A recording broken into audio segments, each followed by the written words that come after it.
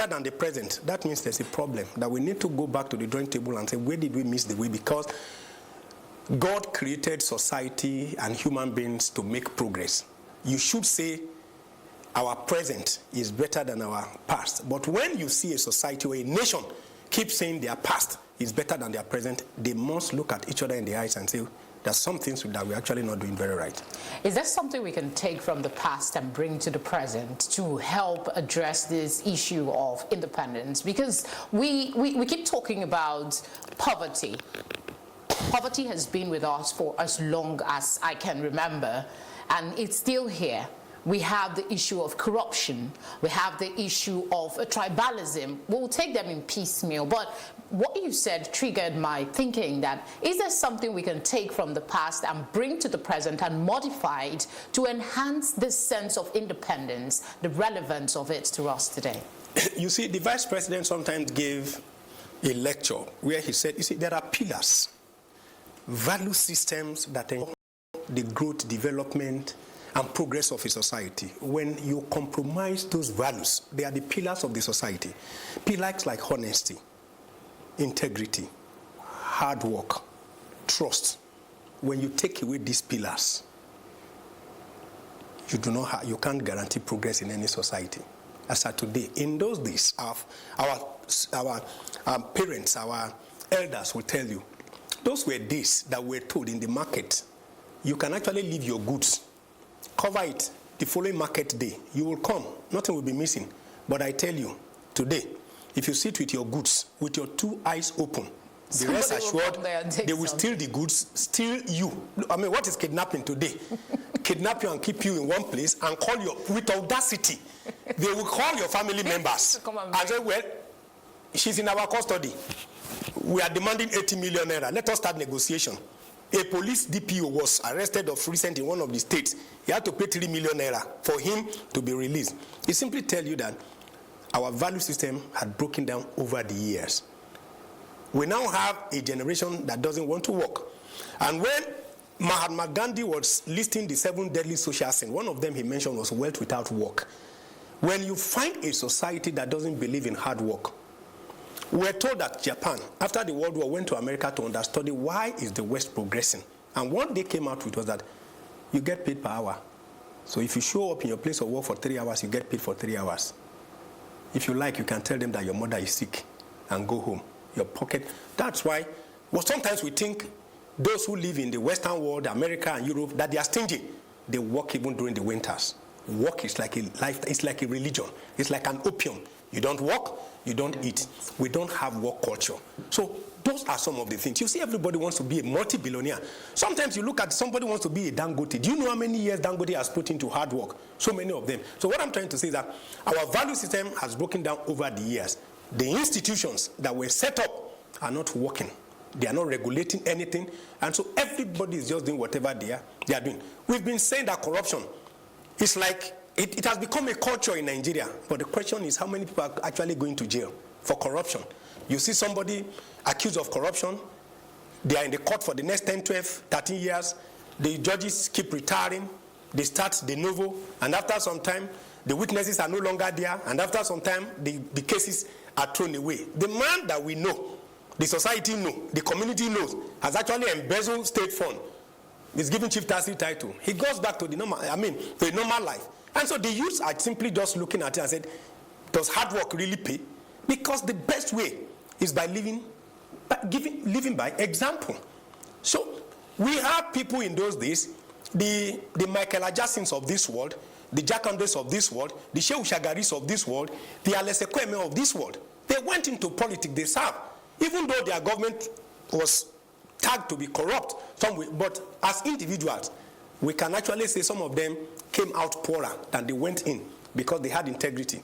But as of today, politics without principles, you see a National Assembly that is saying there's nothing wrong with buying cars with 4.5 billion naira in an atmosphere of poverty, in an atmosphere of lack of employment, and all the rest of them, for God's sake.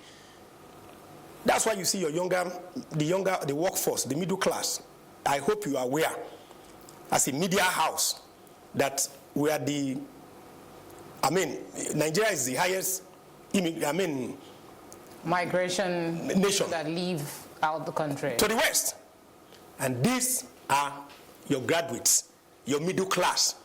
Right? Because it's choking. The economy is choking. The society is choking. You are not creating opportunity for to engage your young men in productivity and all the rest of it. And the society is going to suffer in future. Let's look at the issue of, you've touched a bit on it, but we still have the issue of corruption with us. And apparently there is efforts. Countless governments come and they say they want to fight corruption. This administration has come and they say they're fighting corruption. Because we're looking at the relevance of our independence, I'm going to ask, what is your assessment of the fight against corruption over the years, not just on this administration, and the effect it is having on our nationhood? Is it your assessment, basically?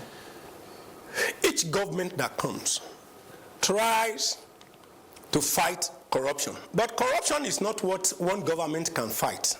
Corruption is not what the president can fight. Corruption is a war that must involve all the citizenry. And corruption is a war that the law enforcement agents must be the arrowhead. They must be above board. But let me tell you the honest truth. Sometimes I pity your law enforcement officers, like the Inspector General of Police, hard-working man. But the honest truth is that he can't be everywhere. Those surrounding him, do they also have the integrity? Because I can tell you firsthand that those that are saddled with the responsibility of fighting corruption and enforcing laws against corruption, they themselves are corrupt. I can say, I'm saying it on air. The IG might not know all the departments. Why do you think we established EFCC? It's because the police failed along the line. We started creating multiple organizations, overlapping functions, because one is failing. When you are a leader and you are surrounded by men who do not have your vision and who do not advise you, I can tell you, I'm a practicing lawyer. There are many departments of the police force as of today that do not even have an iota of knowledge of what it takes to be a police officer. They aid and abet. They do not do their investigation very well. They are also corrupt. And law and order is the foundation of any society. When you do not have a robust law enforcement, people do whatever they like and go scot-free. In advanced country, it is not as if Americans are not criminals. It's not as if Australians are not criminals. There is nowhere. Human beings are the same everywhere. But their institutions are so robust that no matter who you are, if you violate their laws, the law will catch up with you. You'll be prosecuted. Well, leadership you'll be is what sent determines. to jail. It sends a deterrent. It sends a strong message that the law is alive. But here, people commit all manner of impunity. Even the law officers themselves, they are neck deep in corruption. You will see criminals hobnobbing with senior police officers, writing petition, and on the basis of that, petition writing is a big business, big industry in Nigeria. In case you are not aware, you see people fighting, criminals fighting and writing petition, using the police force to harass innocent citizens, violating their rights. When you have that kind of society, there's a big problem. So the society, the government must empower people to be able to stand for their right. Let me give you a typical example. The police will always tell you that bail is free. Let me just start from that basic fundamental of what is sickening about this society. They will tell you, let any police DPO or area commander or police commissioner come to this studio and look at me eyeball to eyeball and tell me that there is a divisional police that you do not pay bribe to get somebody out, whether you are innocent or not. It's sickening. The president cannot help us to do that. And that's why some of us who are also lawyers must stand and tell police officers when they ask for bribe that no, it's not I won't be part of that sickness. But integrity is not something you acquire overnight. It's something that you grow over the years. So how can we, as a sort of a way to, rebrand ourselves and encourage pride in our nationhood, bring integrity back to public offices? Is it even a possibility? Very simple. Institutions are the arm of government for giving people the requisite value system with which to live, because man by nature has the tendency to be lawless. What prevents people from being lawless? In advanced countries, those of us who break traffic light in Nigeria, who violate traffic lights in broad daylight, you can't do that abroad because the cameras are there to capture you, and you know they will send you your fine. And if it is imprisonment, you will go to jail in advanced country because they respect their law. Until our institutions function the way they should function. And institutions, strong institutions, are built by strong men. What I mean by strong men is you allow competent people over the years to run an institution and imbue it with the culture required for it to attain its objective. And when a strong man, an ethical man, a competent man runs an institution without interference from government, when he's about to go, he knows those who also have the same culture. You seek his input in who takes over from you. But how do we work with this when we have a pull him down syndrome in this country, where you see somebody making an effort to change a situation, and then you find people looking for ways to pull that person down, maybe because that person is blocking, something that is coming to them. So how can we deal with that? Because I don't doubt that we have at least the men of integrity in this country. The supervisory agencies and institutions, when they are also people by ethical men and women, it will forestall such occurrence. Can I give you a practical example? Let me just give you a practical, in case. There's a case presently in Queen's College where people were spreading rumor that there's an epidemic in the school. Please, you are a media house. Go there and conduct investigation and see whether there's an epidemic. There is a clash of ego. Somebody believes he's the PTA chairman, and because the principal is probably not dancing to his tune, the syndrome of bringing her down, writing all manner of frivolous petition. Somebody bullying a principal of a school simply because you think the woman is too ethical for your liking. And the next thing you think you want to do is bring her down. All manner of lie. That there were 300 students that have been, that have, one way or the other, left the school because of one epidemic outbreak. Ministry of Health officials. Have you been there yourself? Ministry of Health officials have been there.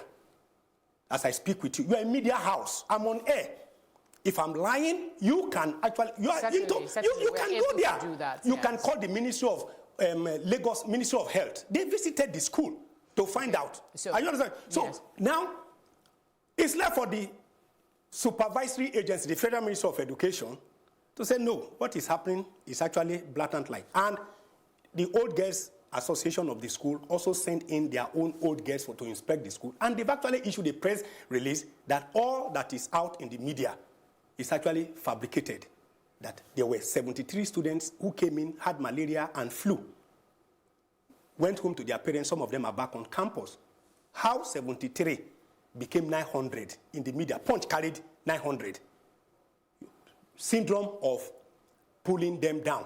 That's why supervisory institutions must be very ethical, by men and women that will be dispassionate. Look at issues, the media, and said, no, this is the true fact. Why do you listen to one side of the story and publish it? Because in a country like Nigeria, when you have people who want to be ethical in a corrupt system, they'll try to bring you down. So what is the way forward? Because we cannot continue we are 59 years old. We cannot continue to be this way. That's why I said this is not a war that only the government, the president himself can win alone. EFCC cannot win the war. Has to be involved. Look, I'm a lawyer, for example. Let me just tell you, I have told several police officers, I will not, under any circumstance, give you bribe money to bail somebody. If you think he has a case, take him to court. I prefer that. That's one way of fighting. My worry with the aspect about the government is that big elephant in the room of them not obeying, court orders, obeying the rule of law, so to speak. And that has an overriding effect on the psyche of the people and this sense of what is the relevance of our independence if our government does not protect the rule of law. What is your take on that? I think for those who have the opportunity like this, to speak, and those who are also advising the president, they must keep telling the president what goes around will surely come around one of these days. Impunity in any society is not something I pray for anybody to be a victim of. It is when impunity is allowed to reign, it dehumanizes people. That's why those who crafted democracy said democracy must be on the basis of rule of law. You, the legislators, will make the law. The executives will execute the law. And when there's a conflict in the society, it is the judiciary that will interpret. If you say a man is an enemy of the state, you cannot just incarcerate the man, take him and lock him up into that, I think this man is a danger. No, you have to take him to court and say, court, based on facts before me, I think this man is a danger to the society and we need to keep him out of circulation. If the court says, no, by the evidence before me, this man is not a danger to the, release him. It is incumbent on the government, including the president. And I'm actually using this opportunity to call on President Muhammadu Buhari. A lot of people voted for you because they believe that you are going to take this nation forward. But flouting rules of, judgments of the and court orders under any guise, especially in an administration that have a professor of law, it doesn't all go well. I don't mind there are two schools of thought who believe this government is good, this government is not. No, what we are saying is once the court makes a pronouncement, it is incumbent on everybody to follow. Then if you disagree, obey force and go and appeal. I really would have loved to ask you the question on tribalism and how we can remove that. Instead of saying I am Igbo first or I am Yoruba first, I would say I am Nigerian when I'm asked to introduce. But if you can just speak on that on 30 seconds, please. We're out of time. Yes. Is that scenario changeable? It's changeable when you take away ethnicity and religion from evaluating people. When you take away, if I'm applying for anything in Nigeria, stop asking me where's my state of origin. Stop asking me whether I'm a Muslim or not. Because the leadership class, they know what they are doing. When they go into the cockpit of an aircraft, they do not ask the pilot which tribe you are. When their children are attending Oxford and Cambridge, they do not ask whether the teacher is a Christian or is a Muslim. Thank you so much for coming on the program. I appreciate your thoughts. Thank you. And that's our Independence Special program. Please send us your comments and contribution on our social media platforms. I will be back with Plus Politics at 7 p.m. Please do join us, and thank you very much for your time so far.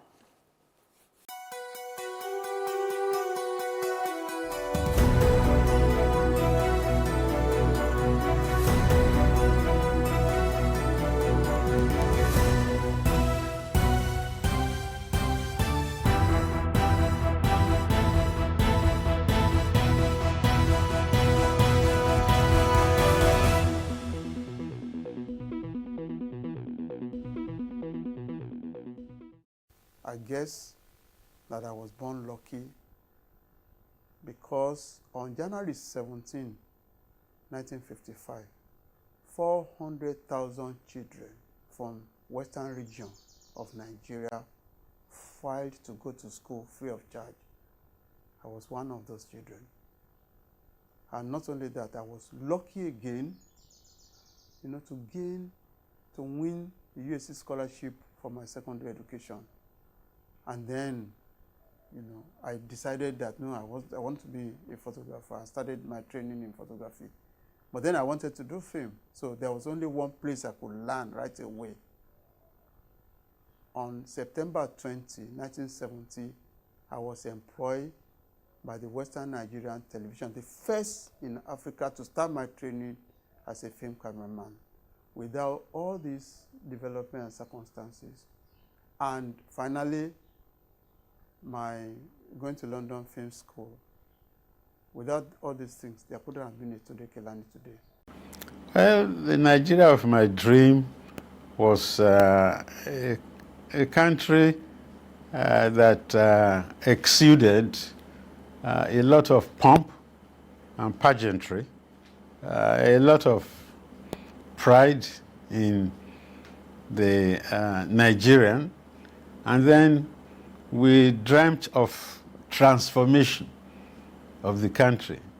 I couldn't really dream in the way you put it for the new Nigerian. I was just going into my teenage years, and we were just hoping that everything will improve, much better than things were. But look, we didn't have the type of power cuts that we had. NEPA then, it wasn't even called NEPA, it was called ECN, Electricity Corporation of Nigeria. It performed, okay? And then we didn't have the type of flooding that you find. The population of Lagos was small compared to what you now have. The estimate is generally insecurity.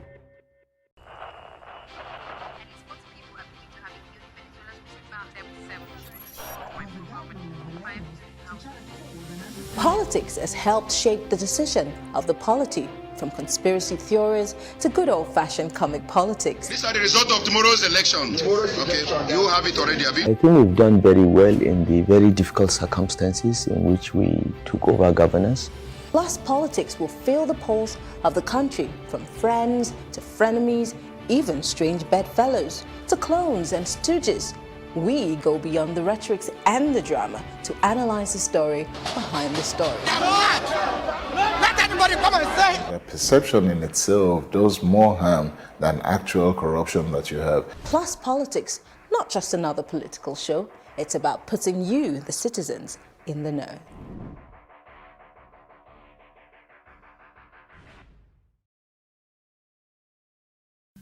Beautiful, classic, yet simple. That's the quickest description of the Nigerian flag, adjudged to be one of the finest in Africa. It takes a square shape. It has a breadth of 1.2 meters and a length of 2.4 meters for a big flag.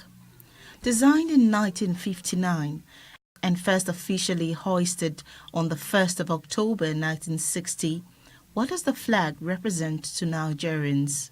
The colors in the Nigerian flag, the green symbolizes natural wealth, while the white symbolizes peace. I don't know the meaning. I just know that it is Nigerian flag, that's all I know.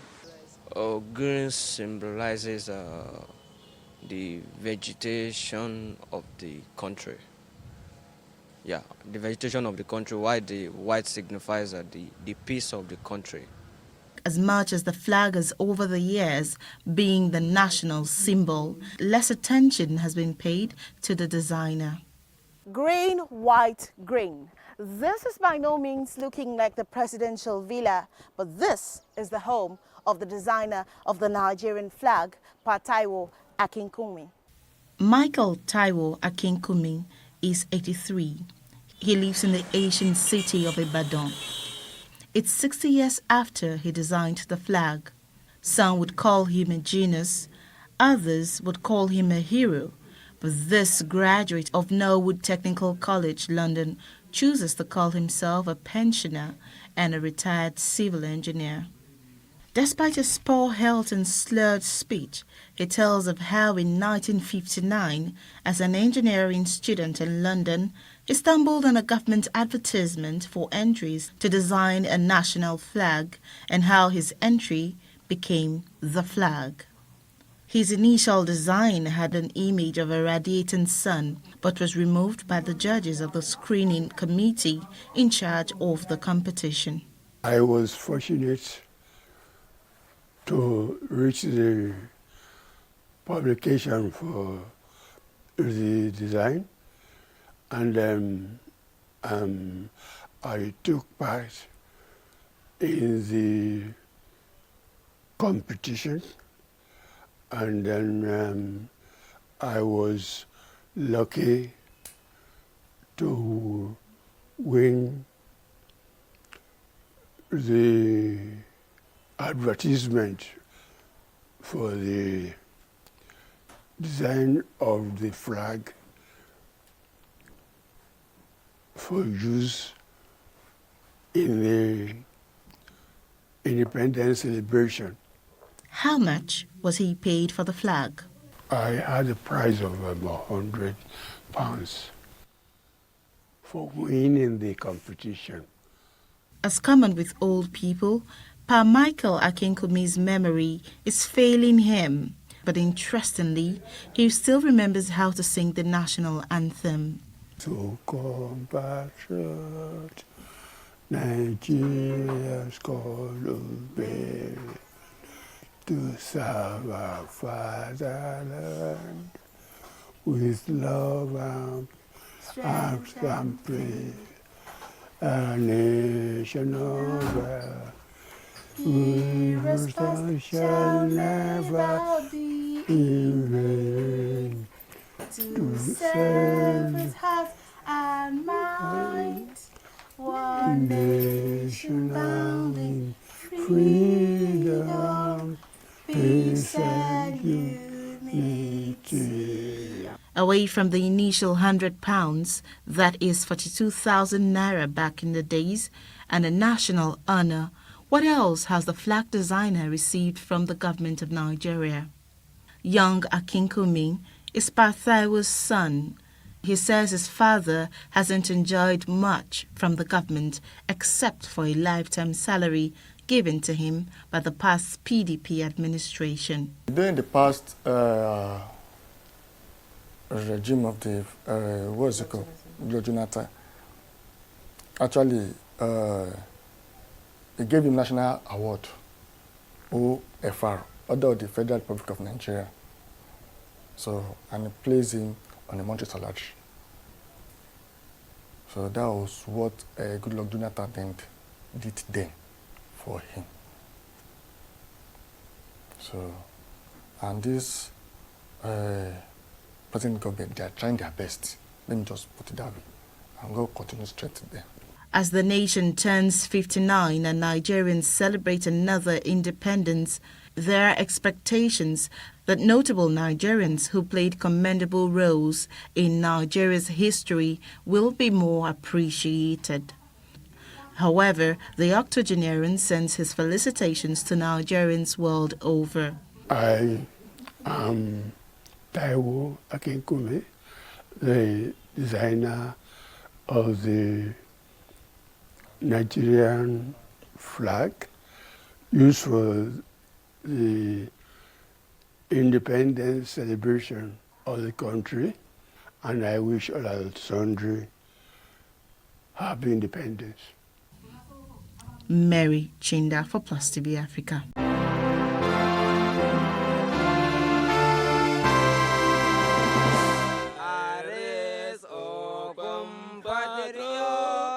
Nigeria's call obey to serve our fatherland with love and strength and pain. The labor of our heroes shall never be in vain. To serve with heart and mind, one nation born in freedom, peace and unity. Arise, O compassion, Nigeria call obey, to serve our father's land with love and strength and faith. The labor of our heroes shall never be in vain. To serve with heart and mind, to build a nation where peace and justice shall reign. Arise, O compatriot, unity. Arise, O compatriot, Nigeria's call obey, to serve our fatherland with love and strength and faith. The labor of our heroes' path shall never be in vain. To serve with heart and might, one nation bound in freedom, peace and unity. God bless my country.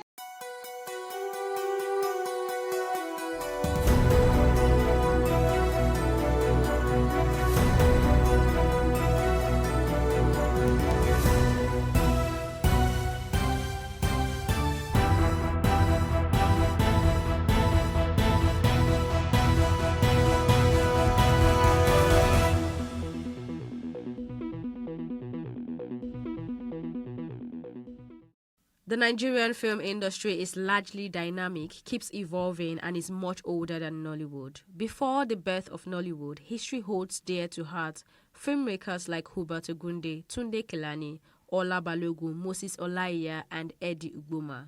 Tunde Kelani shares what it was like to be a filmmaker at the time and how they found inspiration. I found inspiration, from the community itself, from the environment, and then I started reading. There was quite a lot of books around. Started in Dio Fagunwa, all the saga of the Dio Fagunwa's books, all the 5 books, and then I went discovered the Yoruba Traveling Theatre, and I'm one of the few people who have seen Kola Ogunmola live on stage in the Pawandering Card. And then I got into London Film School at the time when Star Wars, George Lucas' Star Wars. In fact, it started with Stanley Kubrick's 2001 Space Odyssey. Freaked me out completely. And then, of course, Spielberg came with Close Encounters of the Third Kind. And then Star Wars, came. And at this time, I thought, wow, this was the end of the world, only to realize that it was just actually the beginning. So my inspiration has come from everywhere. Nollywood may not be where we hope or expect it to be, but it is a general consensus that Nollywood industry has done very well, albeit with much room for improvement. As we celebrate 59 years as a country, the Nollywood industry is roughly half that age, as the production of the all-time classic home video, Living in Bondage, has been pegged the watershed of Nollywood. Some industry players share with us the happenings leading to Nollywood. I think Nollywood was an accident of nature, if I use that. So the Americans would call it a freak accident, but this was a good freak accident, as it were. In the early 90s, there were very strategic and important independent producers. Independent producers removed from the Nigerian Television Authority production circle, because then, in the 80s, we had a lot of programs from NTA, which was a sole network then. And there were not private television stations at all at that time, so there was a monopoly by NTA. So a lot of the productions then, New Masquerade, Samanja, a whole lot of them, they were done from the NTA production structure. I am not sure there is any other single individual that has influenced Nollywood more than Amaka Igwe. A lot of the people who work now were at one time or the other as students. She believed that she would say when something stands with it. She had always felt that we all could benefit from a bigger industry if we left our little comfort zones, comfort places, so to speak, and thought more in terms of the bigger picture. What do I do that makes it easier for the next person to do whatever he or she needs to do? And that's the kind of person she was. And she started pretty early. She was 24 years old when she created Checkmate. So we began to see independent producers coming on NTA network and producing and putting their programs. Those programs give a fresh verve to the drama series and the telemovies. NTA sort of brought a policy, I think, in 1991 or 91, late 91 or mid 91, which, because NTA was commercialized by the then Babangida government, they commercialized NTA. So NTA coming out as a commercialized venture said producers should start paying for airtime. That's not done anymore because there was naturally a hunger. The audience was waiting to see something, and they saw something on home video, and a whole lot of VHS tapes were all over the place too, as well, in homes. That was how the home video industry was birthed, because there was a lull from television, and by that freak accident and experiment, that void was filled. And then after that, everybody started saying, we can actually do home videos. How far has Nollywood come? What has changed? And what are the things that are constant? I think Nollywood has done a phenomenal job. I think that Nollywood is in a very interesting place right now. I think that Potentially, Nollywood is underachieving. I think that Nollywood could easily be 10, 20, 50 times bigger than it currently is. And that's not refusing to acknowledge the growth that has happened, say, over the past 6, 7 years. You know, we're a lot better now. We have the better manpower, better cameras, better directorial perspective to storytelling, to filming, to directing. Actors have improved greatly, and there's a whole lot. And the market's value is even a lot better. We're getting more international recognition. People are trying to collaborate with us from outside the shores of Africa and beyond. Africa and Nigeria is said to be a sea of untold stories. We have so much stories to tell, and Nollywood brings the opportunity to share our culture with the world.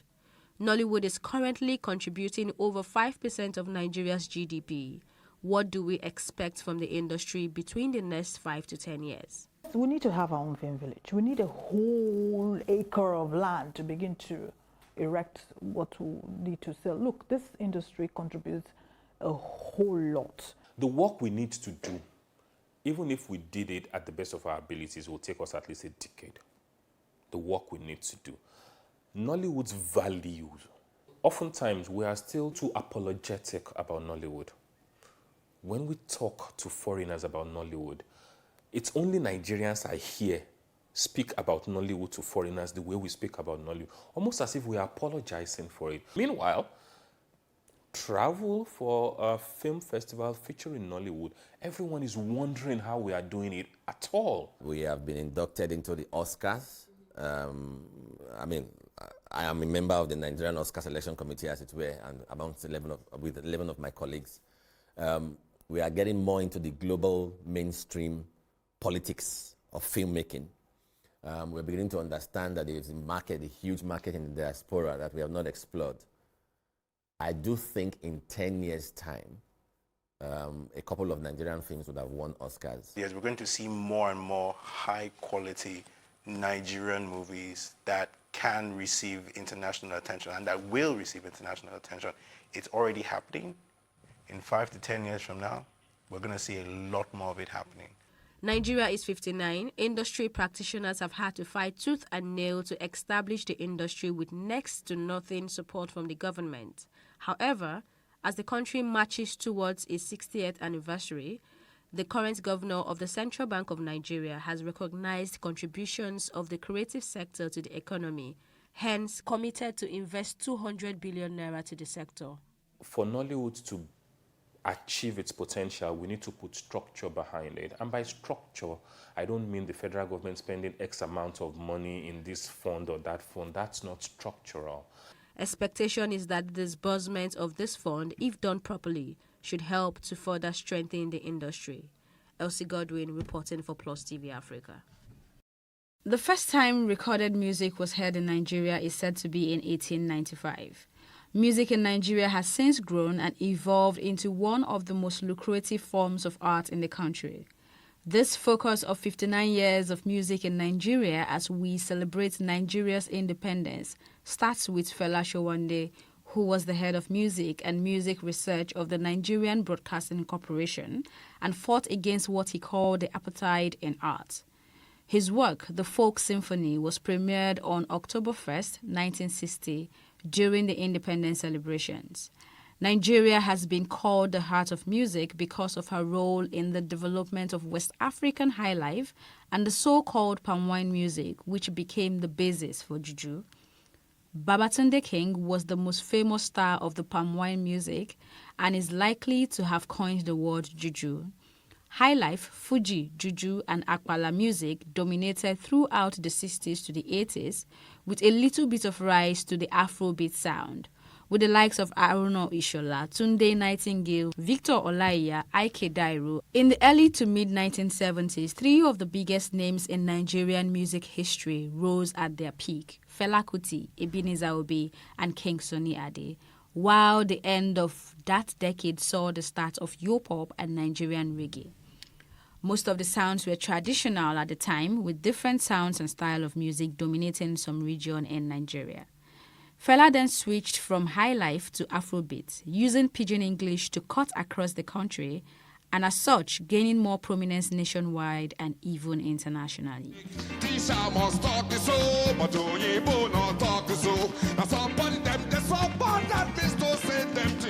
The 1980s saw the rise of the Nigerian reggae, and of course, this was based on major influences from the likes of Bob Marley. By the early 90s, we had seen a lot of American music, and that was when we started bringing pop sounds and a little bit of hip-hop. Shina Peters, who started gaining prominence at the tail end of the 80s, dominated the 90s alongside King Sunny Ade. The early 1990s also saw the rise of more funky music from the likes of Junior and Pretty.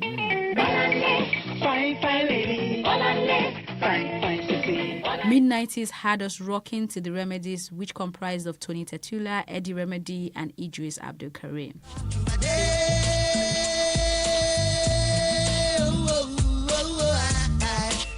They were first to have a nationwide appeal, including Blackie. Two-Face cleared up the early 2000s with the Afropop vibe. He went solo in 2003 and dropped his album in 2004, which had the African Queen track. You are my African queen. Don Jazzy came into the scene same decade and was able to infuse tradition and Afropop to create various sounds.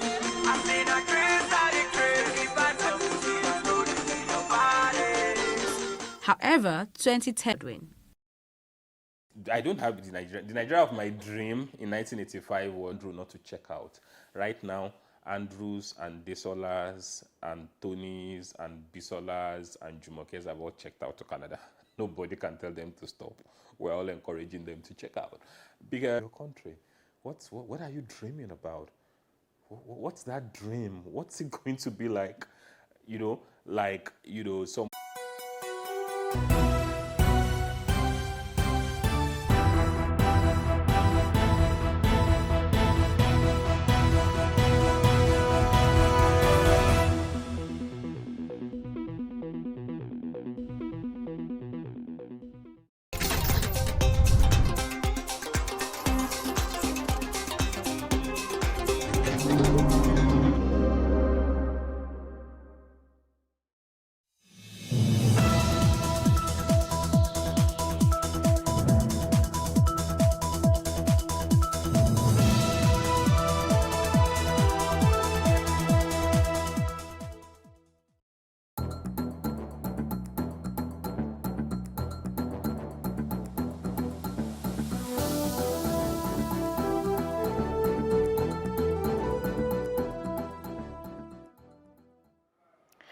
We give on a plenty salute as on a standby on top news we concern the Hour Inside Plus TV Africa.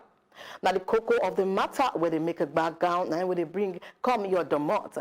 Happy independence to all Naija people. My name is Destiny Momo. President Muhammadu Buhari inside today don yarn say the new ministry wey dem create will be Ministry of Humanitarian Affairs, Disaster Management plus Social Development go stand by finish work plus dey in charge of the Administrate Special Intervention Program. Our president don direct the release of 600 billion naira for 2019 capital project. Oga Buhari talk this one inside in broadcast to the nation to take a mark we country 59th independence anniversary. He can talk say he don't make sure say they release 600 billion naira for capital projects implementation from inside 2019 budget. In the last 3 years has remained stable with robust reserves of 42.5 billion United States dollars, up from 23 billion United States dollars in October 2016. Learning from the mistakes of the past, this administration is committed to responsibly managing our oil wells endowments. We will continue to prudently save our oil income and invest more in the non-oil job-creating sectors. The Ministry of Finance, Budget and National Planning has been directed to release 600 billion naira for capital expenditure in the next 3 months. Through the Road Infrastructure Tax Credit Scheme, which I initiated in January this year, we are giving incentives to private sector inflow of over 205 billion naira in 19 Nigerian roads and bridges of 794.4 kilometers in 11 states of the Federation. We will also continue our fight against illegal bunkering of crude oil and the smuggling of refined petroleum products across our borders, including the diligent prosecution and conviction of offenders found guilty of these acts. I am pleased with the improved interagency collaboration between the Ministry of Power and the regulators in the banking and power sectors to ensure that electricity sales, billings, and collections are automated and become cashless. These initiatives are important to ensure that the technical and collection losses in the sector are substantially reduced. I remain confident that Nigerians will have affordable and uninterrupted electricity supply of our teeming youth. I will also call upon all Nigerians from every state my call for unity across our dear nation. Nigeria will emerge from our present challenges stronger and more resilient than ever, but only if all of us join hands to entrench good governance, foster inclusive economic development, and defend and protect our nation from all those who would wish us ill. I thank you all. I thank you most sincerely and wish you a happy Independence anniversary.